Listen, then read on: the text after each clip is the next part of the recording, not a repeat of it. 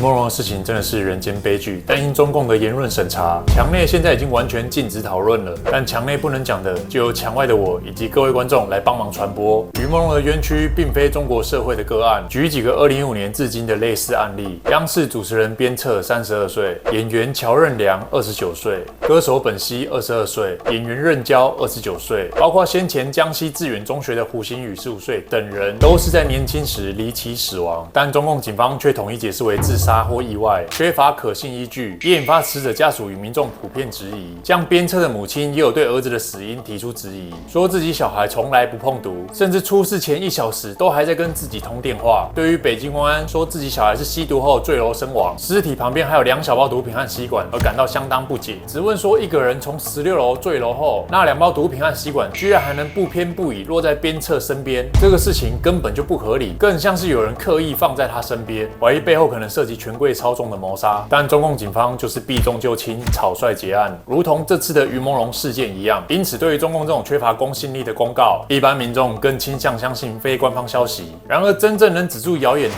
唯有铁证与真相。但警方至今未能公布，却反过来指责民众造谣与传谣，根本草菅人命。对了，大家好，欢迎回到本周讽特报。如果是第一次收看本节目的观众，提醒您目前观看的是号称中国版的 Discovery， 而我是各位的中国人实习生导师 ，AKA 中间选民波特王。不介意当中国人的台湾人啊，恭喜你找到了本节目，记得订阅起来，一起看看真实的中国。上期节目谈到于朦胧冤案，还没看过那支影片的朋友，等等也可以去看一下，让更多人了解到这件事。因为这件事的讨论热度已经逐渐在消失，这之中很大的原因是中共政府的打压导致。因此今天我想借这机会，带各位了解于朦胧事件进展的同时，也让大家了解一下中共惯用的打压言论手法，借由实际案例来看看中共政府是怎样有系统地去控制他们不希望中国民众讨论的事情。1分钟广告过后，马上继续今天影片。今天影片继续进行之前，要先感谢 Surfshark VPN 赞助本期影片。自从我第一次接触到 Surfshark VPN 以后就一路用到现在，3年多快4年了。也是因为好用才一直用。以前上网常被弹窗广告轰炸，但用 Surfshark 之后，广告直接蒸发，上网体验非常好，而且它还能一键切换 IP， 同时将网络数据加密。就算有心人士想窃取个资，也顶多只能看到一堆乱码，速度跟价格都很不错 ，CP 值高到我都怀疑老板是不是算错钱。重点，一个账号还能无线装置同时登录，等于你一人买账号，全家大小、邻居、三舅公都能一起蹭，还搭配24小时线上客服，有问题随时能找到人协助。当然，有些人或许想说用免费 VPN 就好，但我只能说免费最贵，因为有些免费 VPN 会留后门，留下的后门甚至比你家大门还大，跟免费公共 WiFi 一样，那些用了反而容易出事，所以我才推荐自己真的有在使用的 Surfshark VPN。现在钓鱼网站泛滥，千万不要觉得自己的个资不重要，被盗账号、信用卡号是真的很麻烦。大家记得上网用 Surfshark VPN 保护个资安全。此外 ，Surfshark 附加的 Search 功能也非常厉害，这是 Surfshark 自家公司研发的安全搜寻引擎，主打让用户安全浏览网页，内建反追踪、反广告，有效保护网络隐私，给你上网时更多安全保障。立刻点选影片下方链接 surfshark.com/porterking 或使用优惠码 porterking 可获得额外4个月 Surfshark 服务哦。在于朦胧命案发生后，中共眼见对于墙内网友们的删文封号也依然无法有效压制这波舆论时，中共官方最后总算是愿意发声了，但却不是顺从民意，说要针对此事立案调查。中共官方没打算替于朦胧还原真相，而是选择先处理正在讨论该事件的中国网民。我们来看一下这份公告怎么说的，很长一篇，重点就是表达将持续禁网来打击网络上那些谣言。针对于某某坠楼身亡一事，说有人为了博眼球，在网络上恶意编造假资讯，制作虚假影片传播，已依法查处3起涉案人员，其中包括于某某被他人设局侵害后坠楼，于某某生前被吊在高楼被拔指甲，开肠破肚还丢下楼，以及于某某母亲被控制等等，说这些都是谎言，还说被逮捕的人已经认罪了。但中共公安的尿性逼中国人认罪的次数我想不用我多说了。我们可以看见中共官方不立案调查这件事，而只用简单几句话轻描淡写地带过，说这些都是造假的，还语带威胁，说将继续逮捕这些造谣事情的人。众人等了半天，结果中共发的第一份公告，居然是在打压墙内所有地于朦胧讨公道的中国网民。我看完这份警情通报啊，觉得中共政府其实不用写那么长一篇，因为中共根本没想处理嘛。建议中共下次干脆写4个字就好了，那就是你能怎样？中共官方在命案发生后不到24小时就直接定调是意外，而且已经被于朦胧本人注销的工作室还代发声明，说已排除刑事嫌疑。一位在中国拥有2000多万粉丝的影星，在充满疑点的案件中上命，却没有立案调查，没有尸检，没有告别式，没有监视器画面。于朦胧还不是什么罪大恶极的罪犯，也不是因为传染病而离世，但却在上命后马上被送去火化。对一个没有过失犯法的艺人，灭声到这种程度，正常吗？连于母都亲自出来发声明盖指印，要大家替他儿子讨公道。结果这在中共官方眼中也是谣言，完全没逻辑啊！容我提醒大家注意一件事，虽然事后网络上爆料的资讯很多很杂乱，但其实这整件事最大的争议点就是知情人士的相关爆料都指出，这背后有牵扯到中共高官蔡奇。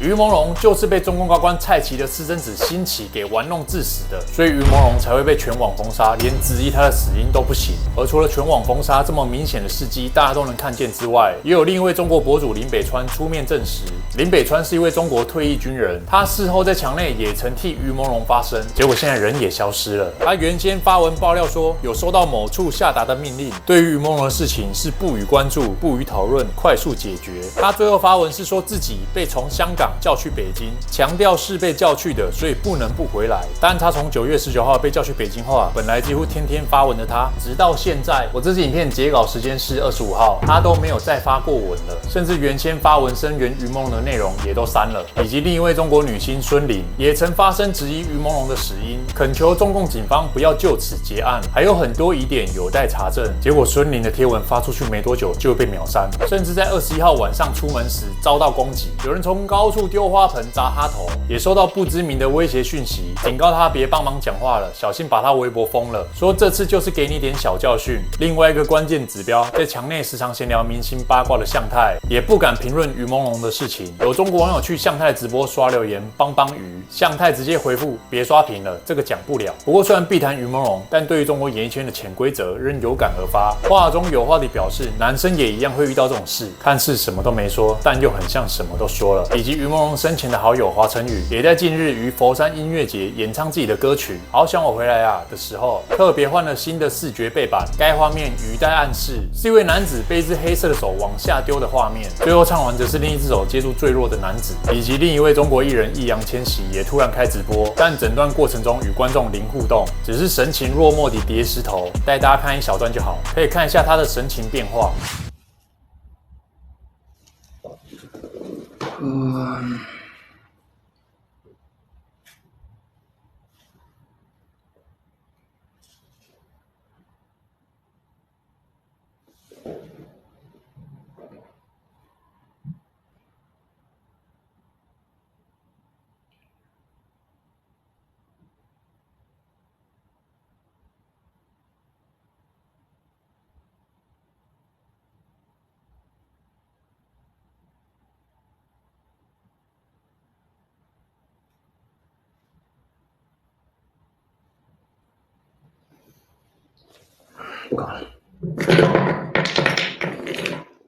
可见许多中国艺人都知道中国演艺圈的内幕，但却没人敢声援。当中共压制于朦胧案情时，除了不让中国网民讨论之外，他们同时还树立了新的攻击目标——全智贤。全智贤的事情我简单讲。Disney Plus 有一出新的韩剧叫做《暴风圈》，而剧中全智贤饰演联合国大使，里面有一句台词是说为什么中国会偏好战争？结果小凤拿这句话就开始乱骂，说全智贤辱华。但重点是全智贤在剧中说的那句为什么中国会偏好战争？是该角色在质疑这件事啊，因为该间谍片剧中的设定，发动战争的话，核弹爆炸的位置也会影响到剧中的中国，因此全智贤这个角色才会说出那句话。他角色的逻辑是认为发动战争对中国没好处，所以他这角色觉得这件事很可疑。我这样讲已经爆雷了，不好意思。但全智贤在剧中是主动去找中国大使帮忙的，反而他在剧中算是帮中国说话的。他的角色想要解开误会，可是很多不去看原片的中国网友以及小粉红就这样莫名被网军带风向了，搞得墙内网络大量文章都在攻击全智贤。请让我再次提醒各位观众，中国网络是有言论审查的，要讨论什么，不能讨论什么。我们前面透过于朦胧的案例，相信各位都很清楚，那大家就思考一下，为什么全智贤让你射掉的代志？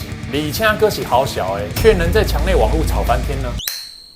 没错，就是聪明的你想的那样，是中共允许的。墙内是人治社会，中共不要民众谈论被中共高官迫害的于朦胧，他们要你转移注意力，去骂另一位无辜被迫害的全智贤。我必须说，全智贤这件辱华事件跟过往的辱华事件是不一样的。我以前也有做过很多节目，聊过很多小粉乱出征的辱华事件，但这次这件不一样，因为100%就是中共网军在带风向。可以看一下这些攻击文章，攻击说全智贤看过剧本不是无辜的，也有说该戏剧是污蔑中国好战，还有用黄色五角星的布料当地毯，反派也说中文，丑化大连和香港之类的等等。这些网军营销号才是真的在污蔑别人。只要看过那部戏，都会明白，片中的五角星地毯是在白宫，而且剧组也是为了还原白宫真实场景。看一下以前拜登拍片介绍的。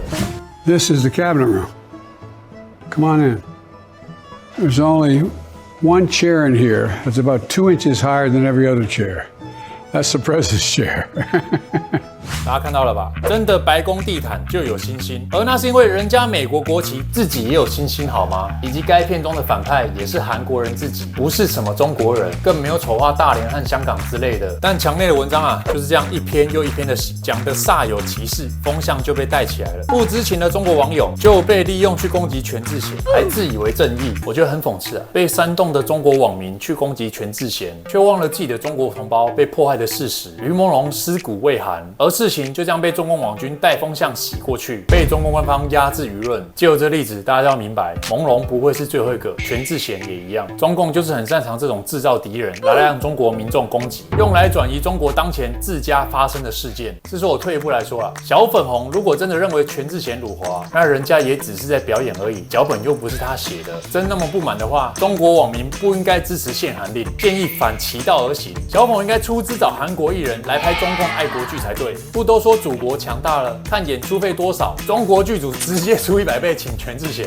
让全智贤在中共爱国电影里高喊我爱中国，这样不好吗？不然你们看盗版的是在大声什么？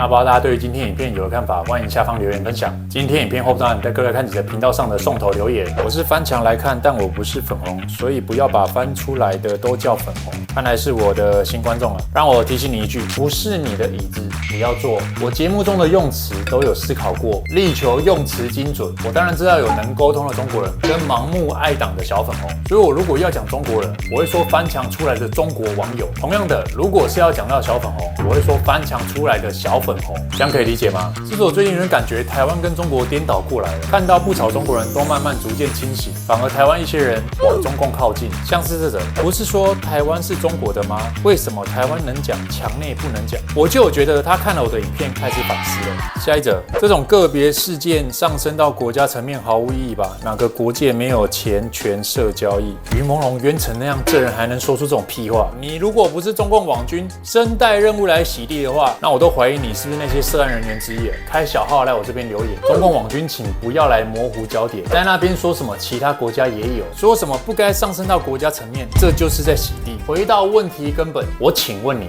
于朦胧是被谁夺取性命的？多项证据以及知情人士爆料，都直指是被中共高官的小孩，是被那些红2代、红3代迫害的。而这些人为什么敢这样？就是因为他们控制了中国，官官相护。这些人知道自己有中共政府当靠山，所以才敢这样在墙内为所欲为，以及事后打压中国网民，不让中国网民替于朦胧发声。做这些事的就是中共政府。所以你说这个事情是我一个人把它上升到国家层级的吗？完全不是。迫害于朦胧的人就是中共政府，是中共政府在打压中国人民，是你的国家在迫害你的同胞。坏人本来各国就都有，但其他国家做坏事的人有办法像中共红2代这样吗？今天假设是台湾发生这件事好了，某高官私生子伙同演艺圈明星去虐待别的明星，这爆出来绝对全国轰动，媒体一定3餐加宵夜报道，台湾网友也会在网络上转发讨论，而且不会被删文封号。最终除了那位政治人物会被轰下台之外，台湾人也都会支持那些罪犯应该抓去关，检察官也会立案调查。所以对比于朦胧的事情，是中共政府动用国家机器在打压、迫害、晋升，这个完全不一样。哈哈，想掩盖3立儿子侵害女星事件吗？用造谣来掩盖事实，这种也有人信，我也是服了。这87我觉得也是来洗地的，还想扣我帽子。三立副总儿子龚玉婷侵害女星事件，有什么好不敢讲的啦？你这人敢当我面讲这种话，我真的是一套组合拳就给你下去。你这种就人渣嘛！你把2件真实发生的悲剧拿来扯什么？于梦荣人都登出了啊！你说我是造谣，你是有下面大杯？而且我是曾经在工作上有跟江祖平合作过的人，我很尊敬他，他本人私下也非常亲切，所以对于他遭遇的事情，我很难过，非常希望台湾司法可以还他一个公道。重点这样代志，台湾也有立案调查，新闻你上网查都有。龚玉婷现在也被限制出境，网络上想讨论都可以，这跟于梦荣完全是不同情况。把这2件事扯在一起，只能说你脑子不用的话，捐一捐啦。那今天影片就先聊到这边，再次感谢 Surfshock 对这个单元的支持。提醒各位，在留言区的部分，我会放上优惠链接 surfshock.com/PorterKing 以及优惠码 PorterKing 给大家使用。有需要的朋友记得点选连结。我是波特王，喜欢我的影片，请帮我按赞加订阅。那我们下期影片见，拜拜。